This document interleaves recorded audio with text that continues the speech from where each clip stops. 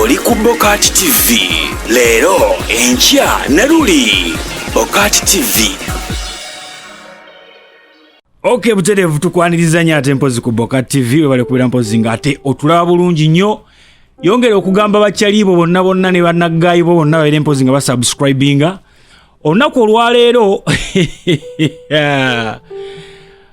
producer Croach omusajja ono akubye ennyimba z'abayimbi bangi ndowooza bw'oba obazeemu percentage ey'abayimbi abasinga bali wano mu Uganda. Producer Croach abakoleddeko ku luyimba wano eno era nga mpozi producer Croach yafunye mpozi omukyalo omusama bakoze okukyala kulokutale genda kubeera mbaga lwadde ndowooza okwanjulako bakubuuse eyo step eddakaawo naye nange nja kubaako step gyembuuka bw'atyo yenga ye abamu ku bagenyi abagenze okubeera mpozi nga bawerekerako mwana mulenzi best man abadde mwana mulenzi Kayemba Geoffrey Solo ngono manager wa Rema abadde awo kugwa kubiri awo emu ku bakyala batambuliddeko ng'abanyina ba Croach. John Segawa abaddeyo, Cliff Lyombya abaddeyo, bonna bagenze nga family gaba b'Oluganda.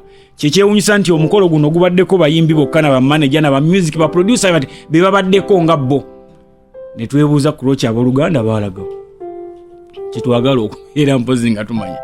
Naye nga ye wano Pademan wategeredde wale eri kuposie n'agamba musajja owedde kati kyesimanyi oba okuyingira eddia lubeera nga ayingidde mu nkambi z'olutalo oli waterera gyalaga owedde kyoyingiridde oba okimanyi oba.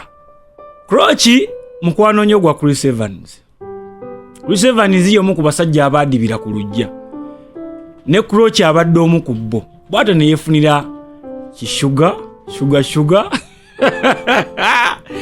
oje kigero mukamula juice oya agero kikamula juice nange simanyi naye nga kyobamanya kimujje ku lujja kimutukuyita kutegula Croach bamutegudde wowulirye essaawa zino bamutegudde kati officially ku Lwokutaano embaga egera kubeera ku Pearl of Africa Hotel. Croach bamukubire ddala amataali kuba ye musajja musiraamu kyala Agnes suubira naye agenda kusiramuka amataali gavuge baku Croach oliggwako Agnes oligwa guno omukolo gwakutunyumira katugende tuliire eyo si ye bagamba sumuusa ey'emitwalo 2 mukazi ate okubanga ayinamu kuba zino sente siza Croach omusajja omufirika nga sente zazikoledde wano eno tasobola zimansa bw'atyo katusubire budget ya Croach tegenda kubeera nga yarema ng'emikolo eginaggwera ate nga wajja baawo ababanja bakadama kabavumenze abayibo olukoona ku Rema booti obanga asaanudde ki bamubanja olabe kasika biki naye nga kyebomanya Croach avudde ku lujja tusuubira okulaba embaga oba okwanjula okwaba producers abalala kuba tubadde tetulaba ani awo producer kyawo Croach yalinga asoosa abasinga ba producers abasinga babadde n'abakyala awo ate tulina omusama simanya gwagwirana naye ne bibeera awo bityo Croach yavuddeyo officially okubeera mpozi nga ate akola emikolo bwegityo ndowooza katusubire nti akulembeddemu banne ba Washington ba Pademan oba Pademan kale Rema wale kubeera ku mukolo oguweesezza ekitiibwa yebadde emu ku yo first appearance kasookedde ova mikolo gyo